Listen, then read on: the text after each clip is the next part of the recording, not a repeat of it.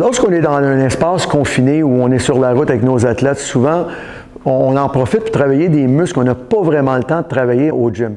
Donc, pour Véronica, on va travailler les muscles alentour de la hanche, qui est très important pour le joueur de tennis, surtout dans des mouvements latéraux. On va commencer avec le fessier moyen. Donc, on fléchit le genou d'en bas, agrippe ton genou pour vraiment barrer, pour s'assurer parfait comme ça. Maintenant, allonge la jambe du dessus au complet. On demeure en rotation interne.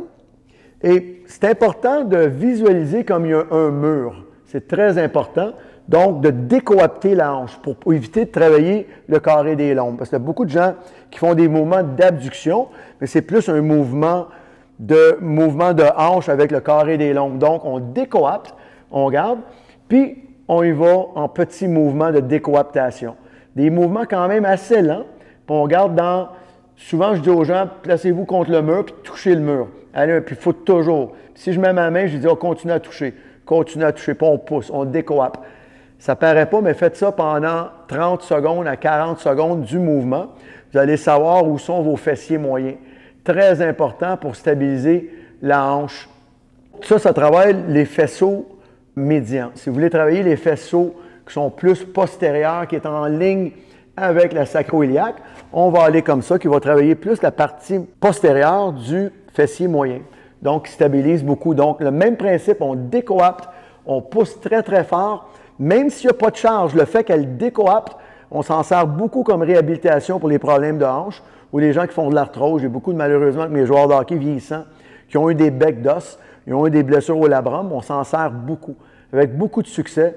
On fait entre 30 et 1 minute de mouvement. On fait 2-3 séries le lendemain matin et ils savent où sont le fessier. Même chose pour travailler au niveau des adducteurs. Donc, on va travailler l'adducteur long. Donc, lui est souvent en lien avec les problèmes d'aine, qui est juste à côté du psoas iliaque, du pectiné. Donc, on verrouille le genou au complet. Les orteils vers, on barre complètement, on décoapte, rotation interne et on va vers le haut. C'est ça, on monte, rotation, excellent ça. Donc, on verrouille le genou au complet, on pousse, puis on pousse vers le plafond, on donne du feedback. Excellent pour prévention de blessures à l'aine aussi. Puis, au niveau de la prise de conscience de ces muscles-là, ça l'aide beaucoup, beaucoup, beaucoup.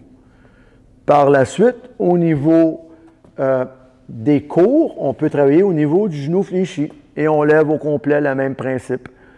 Donc, on va avoir différents axes, différentes angles. Il y a 8 muscles adducteurs qu'on peut travailler avec différents mouvements segmentaires. Vous pouvez garder dans les airs, puis garder une seconde, hop, on dit ISO, hop, on garde, puis sur commande. Donc, on va travailler beaucoup avec différentes commandes.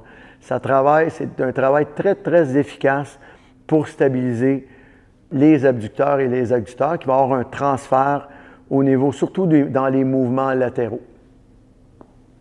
Merci. Parfait.